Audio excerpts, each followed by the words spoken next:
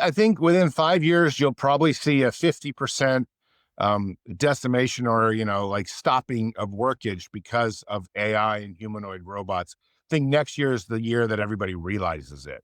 Like next year is the year you're going to walk down the street and see a robot doing a shopping for one of their, for one of their owners. And once you see that, so let me just give you a little story what happened the other night. I was at a party. It was Andrew Yang's party. He was a former Mhm. presidential candidate of the Democratic Party who supports universal basic income. And, we had a good time. And then I left and I walked out in the middle of downtown San Francisco and I walked a couple blocks and I looked around me and I saw 11 cars.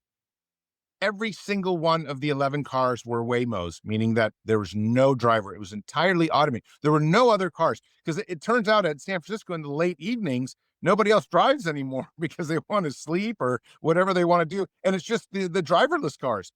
And I think a lot of the cities in the United States don't have Waymos that much yet, but San Francisco, kind of the birthplace of AI, has a ton of them. They've now over 50% of Uber and taxi drivers. So you see them all over.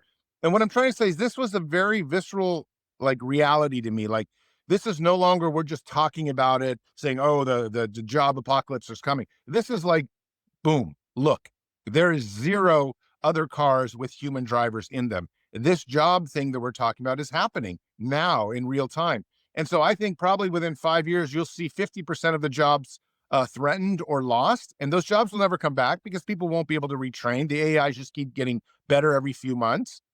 Um, and then probably over a 10-year period, you'll see 80 to 90% of jobs. Maybe, like waiters and waitresses at restaurants will stay human because people like humans, or like your barista at Starbucks. But if you're talking about being an engineer or a coder, or you're talking about being a stock trader, I mean, these things are gone. Maybe podcasters will continue to be humans because, I mean, people like people. But if you're talking about something that can be replaced without any kind of, social ramification, but just economic, gain, I think it's gone.